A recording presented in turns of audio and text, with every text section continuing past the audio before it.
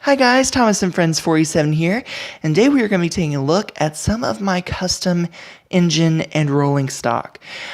This is a video about some of the Thomas that you can see right here, and some cars that I tried weathering. And every now and then I get the weathering bug and painting bug, and I'll start weathering and painting cars and trying new techniques, and it actually turned out pretty good.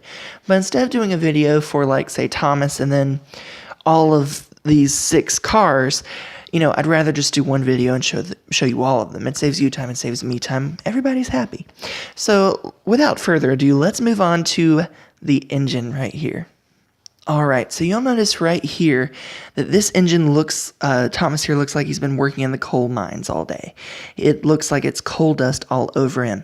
And I actually tried a sponge brush to get this effect and just used it very lightly to make it look like it was just speckled around. So there's some on the side rods, some on the wheels, and a little bit back here on the bunker right here to make it look like coal dust is falling down. But yeah, we'll look at the front now. Alright, so you'll notice here on the buffers, there's a little bit of coal dust, and of course on his face. I tried to avoid getting any in the eyes. I didn't want to ruin the eyes there, but you'll notice on his face, it just looks like he's been very, very hard at work. The other side is basically the same, and some light coal dust on the back. I really like the top of the engine though, with all this coal dust detail.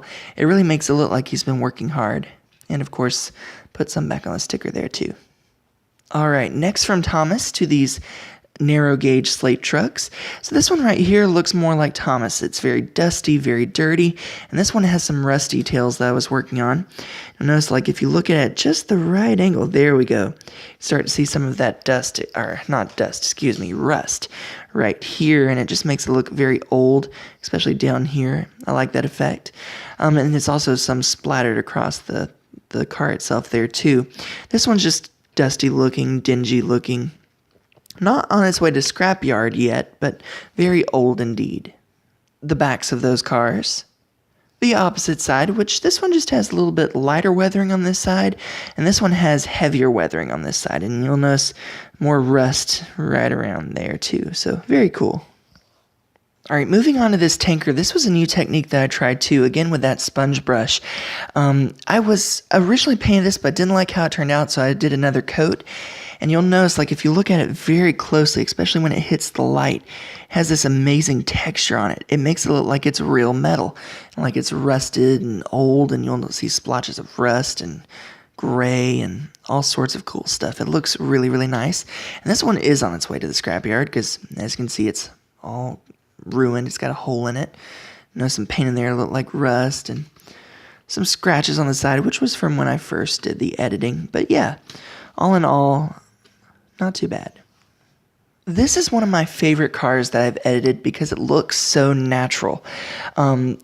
I actually did a wash on this, and what a wash is, it's like a certain amount part paint and then a certain amount part water. And so it still covers it, but it gives it a nice dingy, dirty look, and that's what this did. So this, I didn't like how bright and shiny the white paint was, so I did a wash with it, and it just looks like it's been exposed to dirt and dust, and very old. It feels like it's got grime on it too, so I like that. I did the same thing a little bit to the inside, and you can see that texture there. The back there, I also did it on the silver to dull it down a bit. All in all, it looks really nice, like this side too, and of course the face there. I did the same thing on this, so this all was bright silver at one time too, and that wash helped with that. The next car is this one, and this one I did a technique of silver, bronze, and black, and I just smushed them all together, and you'll see it looks like coal dust all there, and it just looks really slimy and grimy and like it's been hard at work on a railway, especially the roof, because the roof just has this nice sheen to it, and it looks rusty and coppery, and just all in all very good and rusted and ready for either a cleanup or the scrapyard. So all in all, very cool. Finally, we come to my last car. So this car, if you can't tell, it's missing a few things, but I actually had to borrow from this one for my Bachmann 2 Trackmaster customs. So I borrowed some couplings from this car, borrowed a wheel from this car for James, all sorts of good stuff.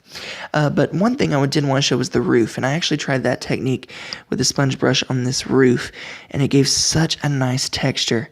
If you'll look here, it's gray and black and brown mixed together and just sponged onto there, and it gives it such a nice natural look. It looks real, and that's what I wanted. Even on the lip there, you can see it looks pretty good. All in all, very cool. We will need either Jerome or Judy though for this car, so we'll just take this out of the way. Alright guys, I hope you've enjoyed this look at my Trackmaster custom rolling stock. I know I've enjoyed showing it to you. Let me know what you think in the comments below. Anyway, I'm going to go ahead and head off now, and Thomas is going to go get a very well-earned wash down. Anyway, this is Thomas Friends 487 signing off. I will see you guys again very soon. Bye!